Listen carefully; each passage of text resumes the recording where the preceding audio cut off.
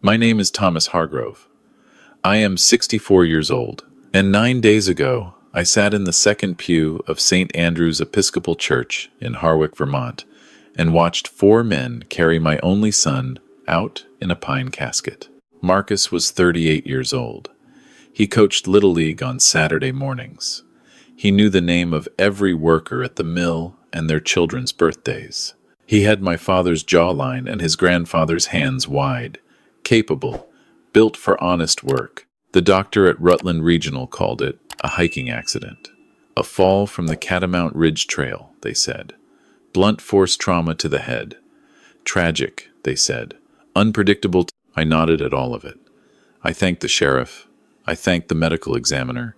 I shook the hands of every neighbor and colleague who filed through our house for 3 days carrying casseroles and flower arrangements, and the particular kind of helpless sympathy that good people offer when they have nothing else to give.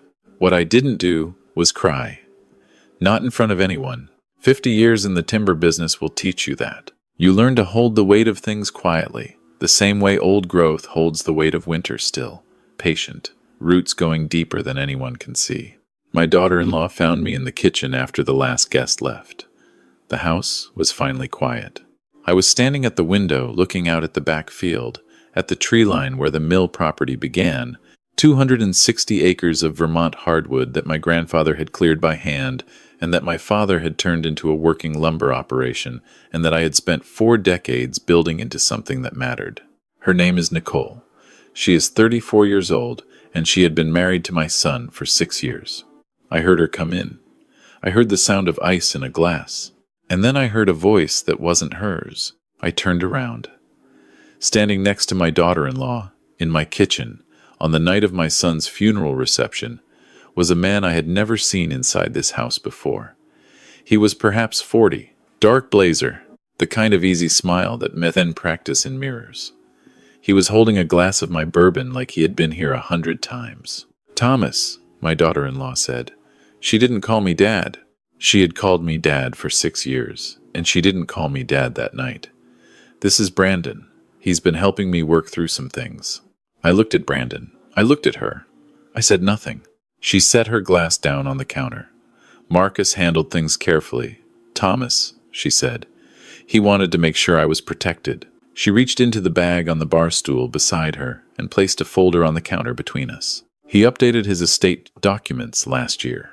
The mill, the property, the house. He transferred everything into a joint revocable trust, with me as the surviving trustee. I looked at the folder. I didn't touch it. "I want to be fair about this," she continued. "I'm not asking you to leave immediately. You can have 30 days to make other arrangements. Brandon knows a real estate attorney who can help facilitate the transition of the business assets. We've already had some preliminary conversations with a development group out of Burlington. They're very interested in the acreage." "Development," I said. It was the only word I could find. "The timber operation is dated, Thomas." Brandon's voice was smooth, practiced. "A modern mixed-use residential development on this land would generate significant returns. Nicole would be well provided for. Everyone would come out ahead." I looked at my daughter-in-law. I looked at the man standing in my kitchen with a glass of my bourbon on the day of my son's funeral. And I felt something I recognized from a long time ago. A cold, deep stillness that had nothing to do with grief and everything to do with clarity. I picked up the folder. I looked at the documents inside. I saw Marcus's signature at the bottom of several pages. Something about it bothered me immediately. Something I couldn't name yet. A wrongness in the angle of the letters that I filed away quietly in the back of my mind. I set the folder back down. 30 days, I said. My voice was flat and mild. My daughter-in-law blinked. She had been expecting something else. Anger, maybe. Argument. The broken old man routine. She got none of it. "That's very reasonable," I said. "I appreciate you giving me the time." Brandon smiled and touched her elbow. "See?" he said quietly. "I told you he'd understand." I walked out of my own kitchen. I walked down the hall to the mudroom, put on my barn coat, and went outside into the cold November air. I stood on the porch and looked at the tree line and breathed. My son had been dead for 9 days, and something was wrong. I drove to Burlington the next morning before anyone was awake. Not to a shelter, not to a motel. I drove 45 minutes south to an office building on Cherry Street with a green awning and a brass plate on the door that read Ellison, Wakefield and Associates, Family Law and Estate Planning, established 1971. Walter Ellison was 71 years old and had been my family's attorney since my father hired him as a young associate in 1982. He had drafted every legal document this family had ever signed. He had set up the original corporate structure for the mill. He had written my father's will and then my mother's. He had been at Marcus's christening. He was also the kind of man who arrived at his office at 7 in the morning and always had the good coffee ready. He stood up when I walked in. He came around his desk and put both hands on my shoulders and looked at me for a long moment without saying anything. Then he said, "Sit down, Tom. Tell me everything." I told him about the folder, the documents, Brandon, the development group from Burlington, the 30 days. Walter listened without interrupting. He had a yellow legal pad in front of him, and he wrote things down in his precise, small handwriting as I spoke. When I finished, he was quiet for a moment. Then he said, "You said Marcus's signature looked wrong to you." I said yes. "Can you describe it?" I thought about it. Marcus signed his name with a slight left lean. Always had, since he was a kid. His father, his grandfather, same lean. Something our family does. The signature on those documents was perfectly upright. Walter picked up his pen. He wrote something down. Then he looked at me over his glasses. "Tom," he said, "I need you to listen to me carefully. When Marcus came to me 18 months ago to update his estate documents, we spent 3 sessions working through exactly how he wanted to structure things. He was very specific. He did not set up a joint revocable trust with Nicole as surviving trustee. What he set up was a family business trust, a separate entity that holds the mill operation and all the real property. Marcus was the managing trustee. You are the successor trustee." I sat very still. "The house is titled differently," Walter continued, "but the mill, the equipment, the timber acreage, the logging roads, the mineral rights your grandfather reserved in 1958, none of that can be transferred by a surviving spouse without the consent of the successor trustee, which is you, and which no one, as far as I am aware, ever asked you to provide." So the documents she showed me, Walter's voice was careful and level. If Marcus truly did execute a separate document last year transferring those assets, he would have needed to do so through this office or through another attorney, and I would have been notified. I have not been notified, and the signature you described does not match any document that left this office. He let that sit for a moment. "Tom," Walter said, "someone created a false document. Someone who did not know exactly how Marcus had actually set things up. Someone who did not know you were the successor trustee. Someone who thought they could wave papers at a grieving old man and walk away with 260 acres of prime Vermont hardwood." I looked out the window at the empty street below. A delivery truck was idling at the corner, steam coming off a grate. An ordinary Tuesday morning, in a city where nothing dramatic was happening. "How much is the land worth?" I asked. Walter set his pen down. "At current timber value alone," he said, "the standing hardwood inventory is worth approximately $3 million. With development potential, and this land does have development potential. Tom, I won't mislead you, you're looking at somewhere between 4 and 5 million. I thought about Brandon's easy smile, his glass of bourbon, his voice saying everyone would come out ahead. "Walter," I said, "Marcus didn't fall." Walter looked at me. "My son ran Catamount Ridge 50 times. He knew every rock on that trail. He trained for an ultramarathon last spring. He doesn't fall." Walter was very still. "What are you asking me to do?" "I'm asking you to pull every document Marcus actually signed through this office and have a forensic examiner look at the signature on those papers she gave me. And I'm asking you to find out who Brandon is, his full name, what he does, how long he's known my daughter-in-law." Walter picked his pen back up. He wrote something down. Then he looked at me. "Go back to the house, Tom," he said. "Be quiet. Be cooperative.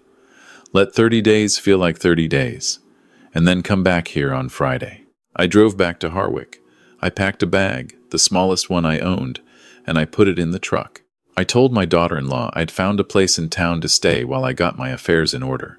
She looked relieved. Brandon, sitting at my kitchen table with a cup of coffee, gave me a sympathetic nod. I thanked them both for their patience. I got in my truck, and I drove away from the house my grandfather built without looking back in the mirror, because I already knew what I was coming back for. On Friday, I sat across from Walter Ellison in his corner office and listened to what his people had found in 4 days. First, the signature. Walter had engaged the forensic document examiner his firm used for contested estate work.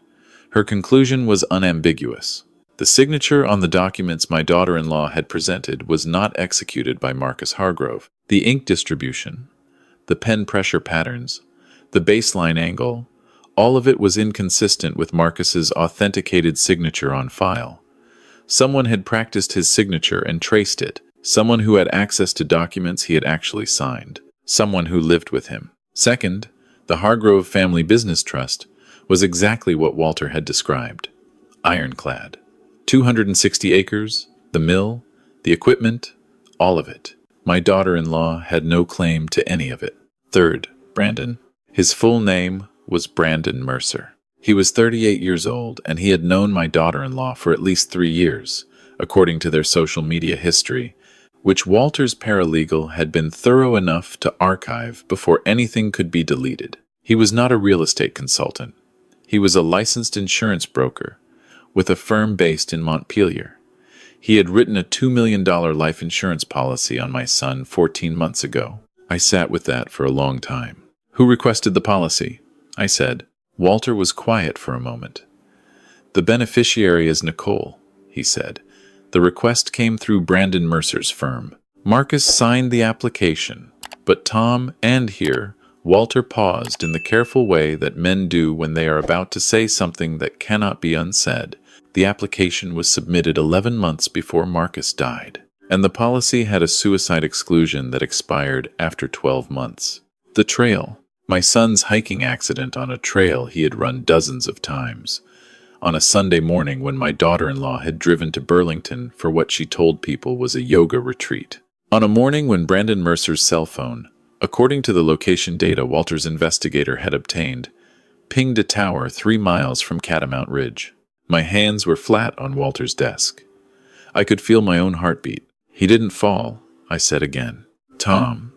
Walter's voice was steady and deliberate. The Vermont State Police closed this as an accidental death. If we want to change that, we need to bring what we have to the right people carefully and correctly, not loudly, not publicly, and not before I've made some calls. What calls? The state's attorney's office, and someone I know at the State Police Cold Case Unit, a lieutenant who owes this firm a professional courtesy. This is not the moment for noise. This is the moment for precision. I looked at this man who had known my family for 40 years, who had written my father's will and my son's estate documents, who was sitting across from me with a legal pad full of careful notes, and the particular grave focus of someone who understood exactly what was at stake. Walter, I said, I've trusted your judgment since you were a young man sitting across from my father in this same office. He nodded.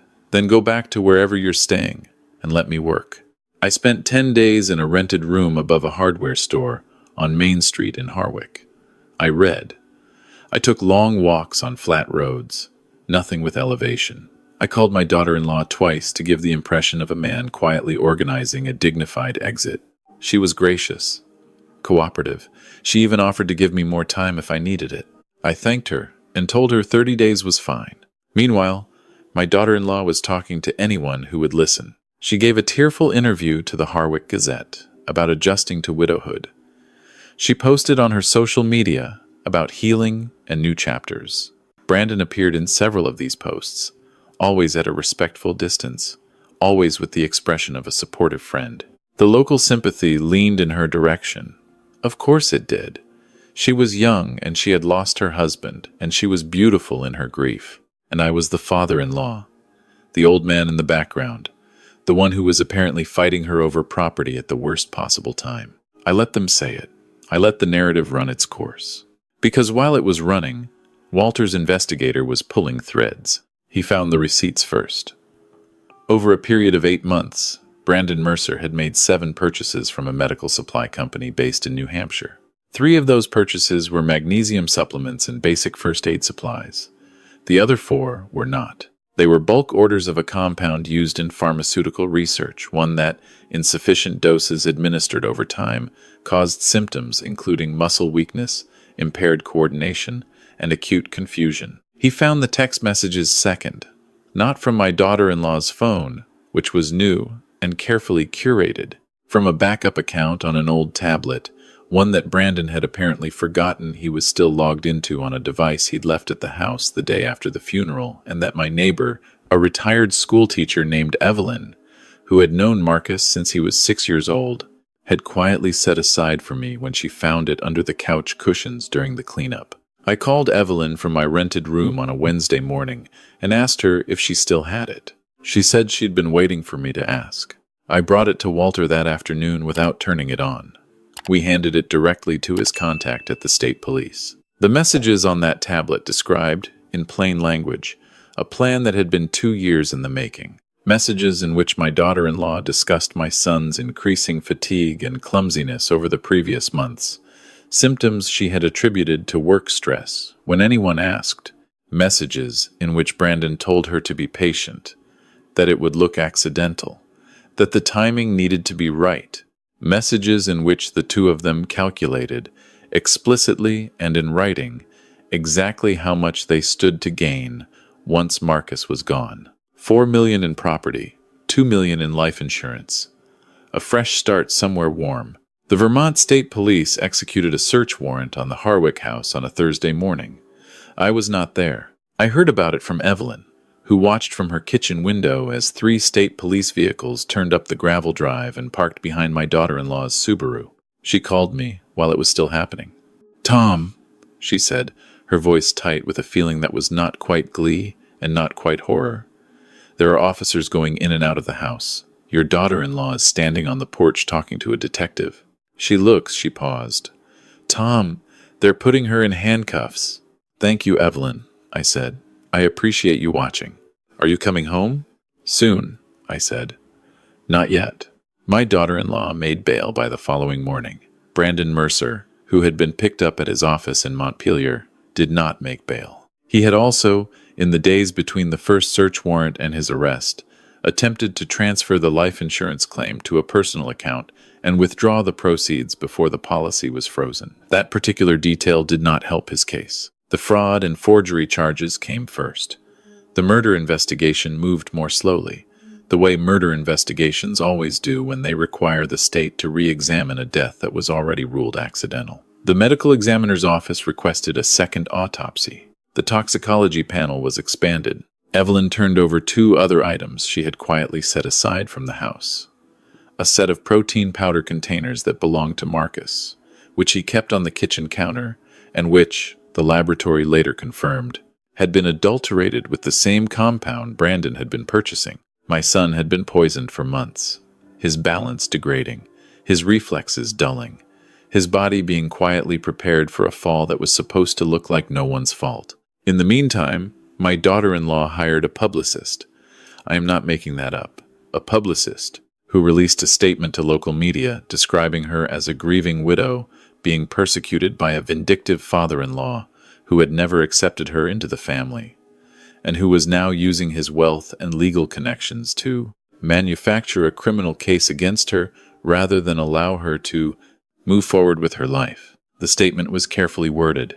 It was also, I noticed, read very carefully by the state's attorney, who later told Walter that it contained 3 factual claims that the prosecution intended to directly contradict at trial.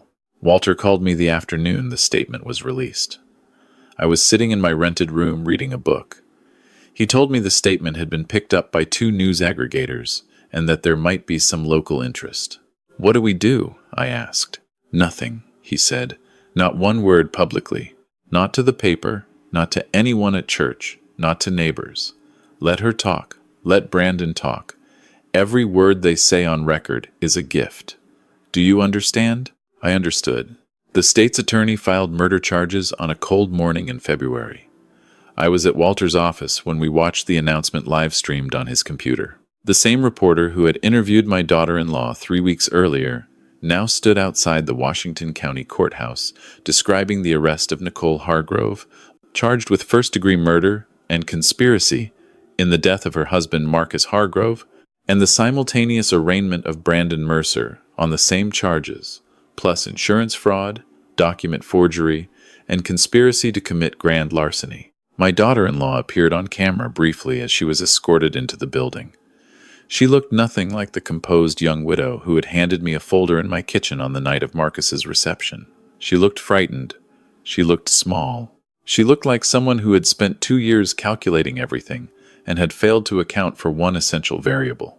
She had not accounted for an old man who knew how to wait. The trial lasted 3 weeks. It was covered by the Burlington Free Press and 2 regional television stations, both of which discovered quickly that the evidence the prosecution had assembled was not the kind that left much room for reasonable doubt.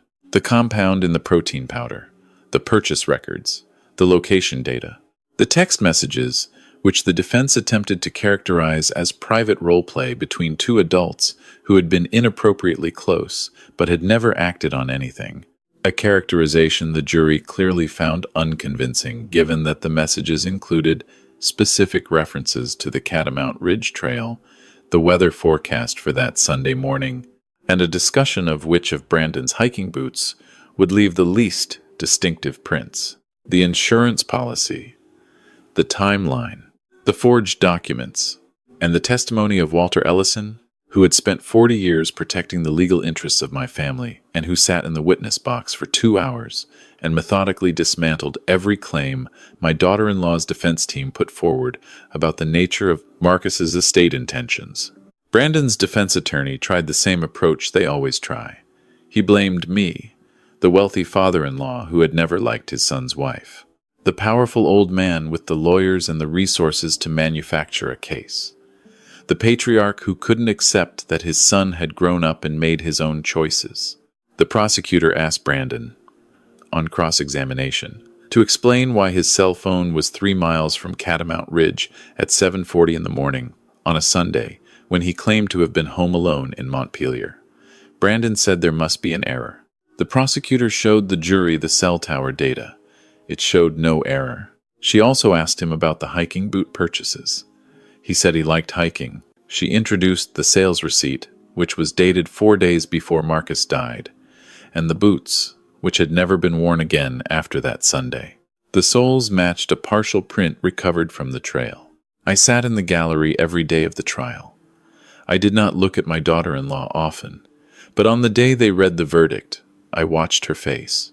The jury had been out for 11 hours. When they filed back in the foreperson, a retired high school principal from Barre held the verdict form with both hands and read it in a voice that didn't waver.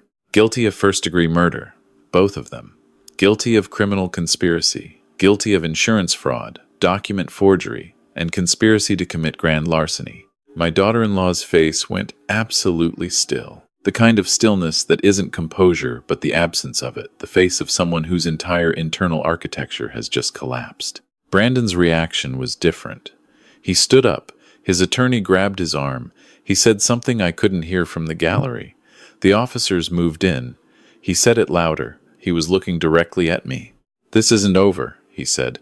I could read it on his lips, even without hearing it. "This isn't over, old man." I held his gaze. I didn't look away. I didn't say anything, because it was over. It had been over the moment he sat down in my kitchen with my bourbon and told a 64-year-old timberman to clear out his things in 30 days. The sentence came at the following week's hearing. The judge was thorough, and she was not gentle. Life in prison without the possibility of parole. For both of them, the insurance company recovered its payout. The forged documents were formally voided. The Hargrove Family Business Trust stood exactly as Marcus had intended it to stand, with me as successor, trustee, and everything inside it exactly where it belonged. I didn't go back to the house right away. I wasn't ready. I drove instead to the mill, to the machine shed in the back, where my grandfather's original equipment still sat in the corner, covered with a tarp, beside the newer machinery my father had added, and beside the equipment I had installed myself over the past 3 decades. I stood in the cold shed and looked at all of it, at a century of this family's work stacked and organized and present. Marcus had walked these floors since before he could read. He had run these machines. He had known every board foot of standing timber on this property by heart. I stood there for a long time. I talked to him the way I had been talking to my wife since she passed 7 years ago, in the particular quiet language of people who have run out of the words that fit. Then I drove back to the house. Evelyn was waiting on her porch across the road. She waved. I waved back. I stood in the kitchen and looked out the window at the tree line and asked Marcus out loud what I should do now, the same way I used to ask his mother. And then, because I already knew the answer, I went to my desk. The next morning I called Walter. "I want to establish a conservation easement on the timber acreage," I said. Walter was quiet for a moment. "That's a significant decision, Tom." "I know it is. The standing timber inventory is worth $3 million. I don't need $3 million. I never did. Marcus never did. That's what those two people could never understand. This land was never about the money." Walter said nothing. He knew me well enough to let me finish. "I want to preserve it," I said. "The hardwood stands, the ridgeline, the watershed on the north parcel. No development, no condos, no resort hotel. The land stays the way my grandfather found it, except for the sustainable harvest operation, which I intend to continue for as long as I'm able to run it." Walter said he would begin drafting the easement documents. "And one more thing," I said. "I want to set up a fund in Marcus's name, a vocational scholarship for young people in Vermont who want to go into the trades, timber, construction, millwork, but can't afford the training programs or the apprenticeship fees. Kids who are good with their hands and don't have anyone to give them a start." "How many recipients per year?" Walter asked. I thought about it. 4, I said. One for each of the 4 counties where our family has operated. We'll call it the Marcus Hargrove Trades Scholarship. Walter was quiet for a moment. Then he said, "Marcus would have liked that." "I know," I said. "I know he would have." Nicole will spend the rest of her life in a state correctional facility in Vermont. Brandon Mercer will spend the rest of his in the same system. The insurance company filed civil claims against both of them and will spend the next several decades collecting on a judgment that neither of them will ever be able to satisfy. The development group from Burlington, upon learning that the property was legally untouchable and tied up in a criminal prosecution, withdrew their offer without comment. The Hargrove Family Business Trust stands. The easement is being drafted. The scholarship fund will award its first 4 recipients in the spring. My son is gone. There is no verdict in any courtroom that changes that. No legal victory that fills the space where he used to be. I know that. I have always known it. The grief doesn't go anywhere. It just settles differently over time, redistributing itself into the corners of ordinary days the way old snow settles into the hollows of a field. But this is what I can tell you from 64 years of living and 40 years of working, land that was given to me in trust by the people who came before me. There are people in this world who look at what other people have built and see only its dollar value. They see acreage and they calculate return on investment. They see a family and they calculate its points of vulnerability. They look at a man in his 60s who has just lost his son and they see a soft target. They are almost always wrong. The land teaches you something if you work it long enough. It teaches you that what is rooted will outlast what is opportunistic. Every invasive species eventually runs up against the thing it tried to displace. The deep-rooted stands, the original growth, the ground that was there before anyone arrived with plans. I'm still here. The mill is still running. The hardwoods on the North Ridge will outlive me and my grandchildren and my grandchildren's grandchildren. And every spring, 4 young people who are good with their hands and have something to prove will receive a letter that carries my son's name. That is how you answer greed. Not with noise, not with rage, with patience, with roots that go deeper than anyone bothered to measure, with the quiet knowledge that you were here first and that you will be here last. I want to ask you something before you go. Have you ever had someone look at what you'd built, what you'd worked your whole life for, and decide it was theirs to take? Have you ever had to be silent when every part of you wanted to speak? Have you ever lost someone and then had to fight for their memory at the same time you were trying to grieve them? Tell me your story in the comments. Tell me where you're watching from. Your stories remind me that none of us are carrying this alone. And if you believe that patience is its own kind of strength, that truth has a longer reach than greed, please like this video and subscribe to this channel.